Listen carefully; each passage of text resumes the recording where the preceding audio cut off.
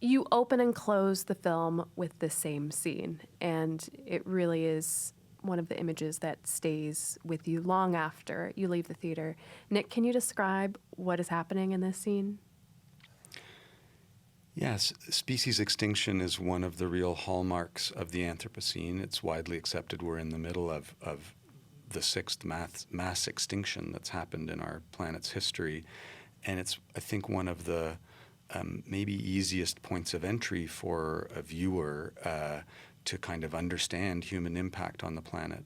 So the Kenyan government for decades had been stockpiling confiscated elephant tusks and rhino horn that they had got from poachers from illegal killing. It got to be such a critical mass, it was worth tens of millions of dollars, and just the security of trying to guard this was becoming a burden.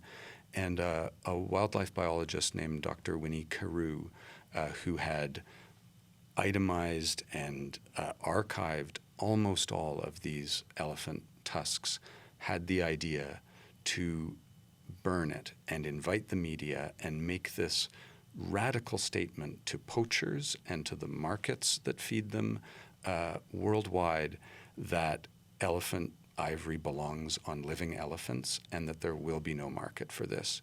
So during filming, we learned of this event that was going to happen.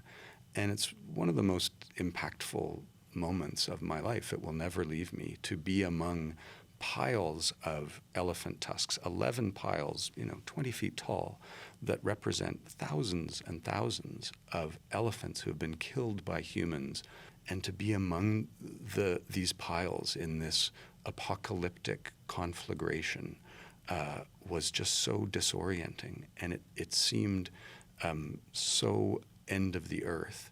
And Ed, these piles of tusks, when you shoot them close up, it's a little unclear what they are initially. Can you tell me what these piles of ivory, what they look like? Well, each, they're kind of really brownish in color. They're not white. They often have numbering and lettering, the date in which it was confiscated from the poacher, the location where it came from. Sometimes they're so big that two full-grown men have to carry it to these piles, knowing that there's only 25 of these super tuskers that have tusks that are 8 or 9 feet long, and that would take two people to carry it. And there were more. I'm sorry, when you said there's only 25 of these big elephants left in Africa. There are only 25 alive. Yeah, and we were probably watching. tuskers. We were probably watching the super tuskers of 100 elephants being burned in the president's piles.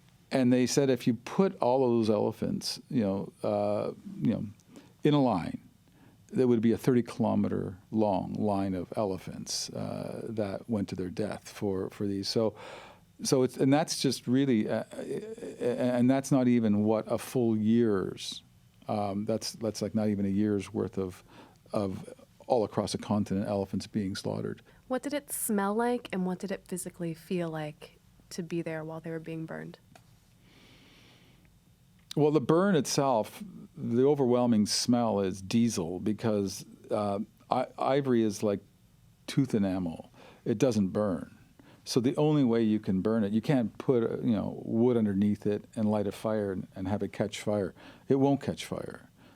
You have to just keep putting flame on it until it breaks down. So the overwhelming smell was a smell of diesel.